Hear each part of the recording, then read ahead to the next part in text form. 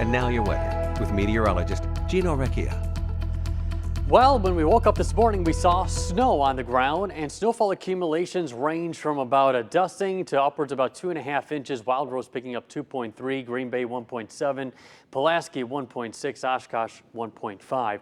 A lot of the snow that has been falling down over the last about 24 to 36 hours was dealing with that melting as well, because a lot of the temperatures were running anywhere from the lower to mid 30s throughout this whole event. But it does bring our snowfall total for the season close to 40 inches. Our normal is 48.5, so we're running about 8.5 inches below normal than where we should be. But look at last year, only 31 inches, and we could add to that as we head into next week. We'll talk about that shortly. Here's a time lapse showing that snow on the ground, but as we headed into the afternoon, as the temperatures warmed into the upper 40s and then eventually the low 50s, you see how quickly that snow is dissipating this evening. We've got an area of high pressure starting to work its way in from the west, and this storm system now shifting off to the east coast. We've got more areas of low pressure off towards the west. This is our next weather maker, a slow moving low pressure that could stall across the Great Lakes for a couple days starting as early as Monday and could last as we get through Thursday, with rain and a wintry mix anticipated right now in the forecast. But at least for the time being, tomorrow is the first day of spring, and we'll have some spring-like weather as temperatures get into the 50s with a lot of sunshine out there. You see how the last of the cloud cover is now moving east, pretty much along and east of Highway 41.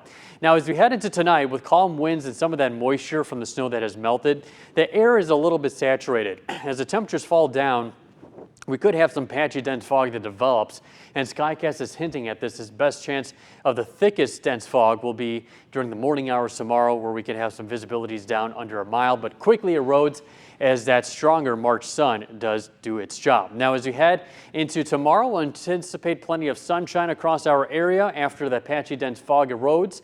But then as you get into Monday, our next weather maker will start to move in here, and we'll have some rain and perhaps a little wintry mix as well. And this could be one of a long-term system with maybe even some snowfall accumulation possible. Best chance of that would be on Wednesday. How exactly the storm tracks really remains the question right now, but something we'll continue to monitor as we get closer into time. Winds out of the northwest right now at 10 miles per hour, the temperature even at 50. We've got 45 in Pembine, 47 in Oshkosh. It is 51 in Shawano and 44 in Sturgeon Bay, with winds coming in right now out of the northwest at 5 to 10 miles per hour. We'll see those winds subside a little bit tonight, calm to as much as about 5 miles per hour, cooling off to 29. Watch out for some patchy dense fog, and if there is some fog that also develops tonight, there could be a little bit of some icy spots because the fog developing below freezing will cause a little bit of some ice accumulation on the pavements. Tomorrow getting up to 54, winds coming in light out of the southwest at 5 miles per hour. Morning fog, but then in the afternoon we'll have a lot of sunshine out there. And then as you get into Monday, high temperatures in the upper 40s. We'll have a little bit of light rainfall. Then the wintry mix moves in on Tuesday and Wednesday.